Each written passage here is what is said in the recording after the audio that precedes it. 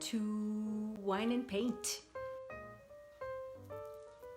Wine and paint because I know my priorities. I don't even need to look at anything. I simply will think of the nose as a structure. And by that I mean I can make the box which interprets the snout. So I have the frontal plane, I have the top plane, I have the side plane, and that is the dog's snout, right? So any angle you draw the nose, if you understand that it has this structure, will help you a lot. So this is a frontal view. Put the nose into that box, especially in the beginning when you're practicing. You can do that. It will help you tremendously.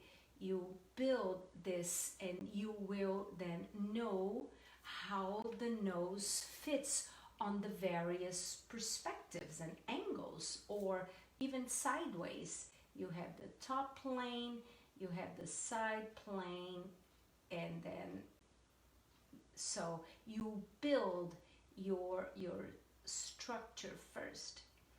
All right, so that all helps. Now let's block in the main structure of the nose after you decided on the right angle.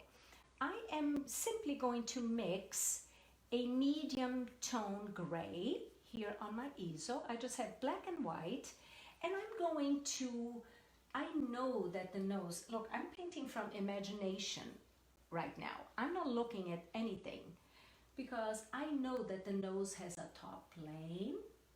I know that the nose has a front plane.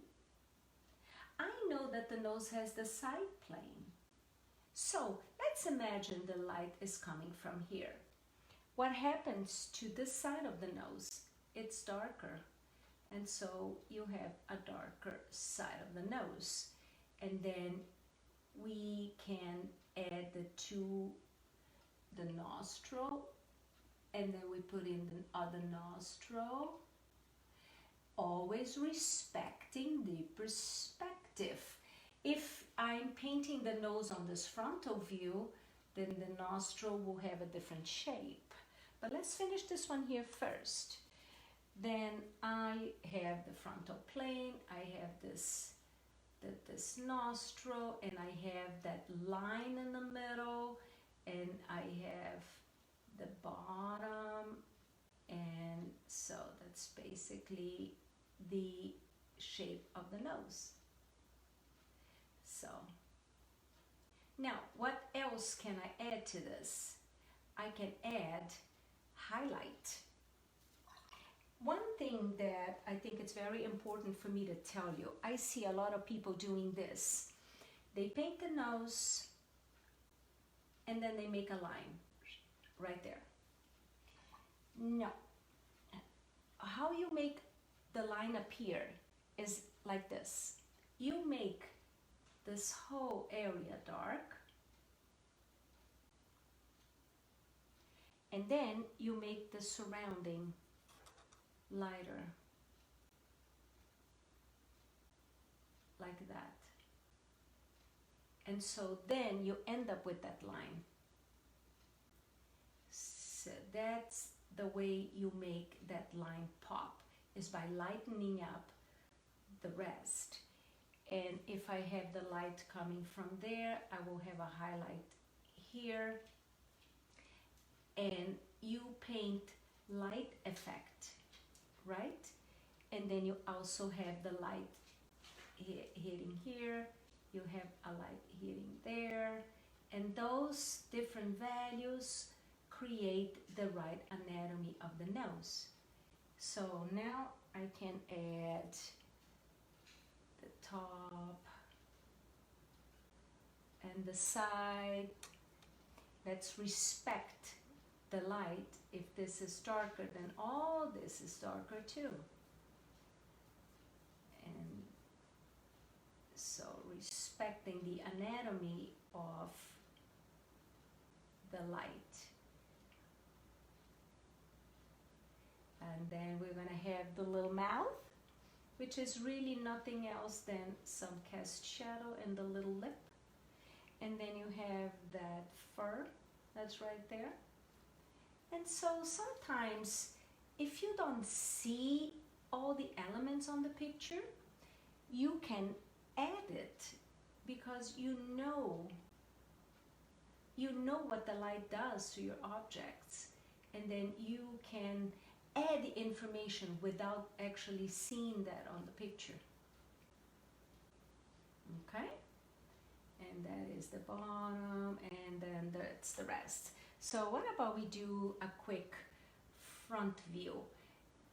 The nose is round, and then it has the little curve there because it's not a curve, but it is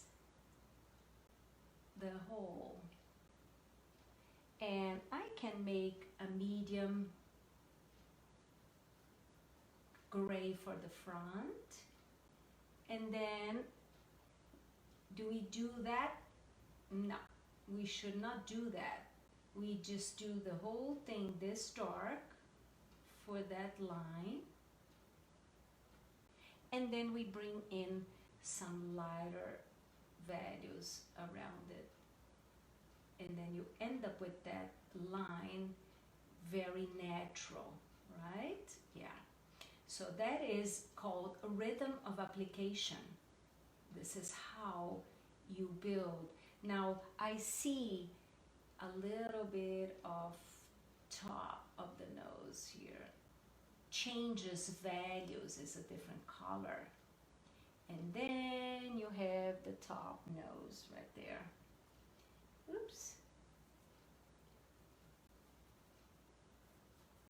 And so that's how it goes. That's the frontal view. And then you have the little lip and the little weep and the little that. And so you just add all that without having to recreate the wheel. You know that this is how the dog is built.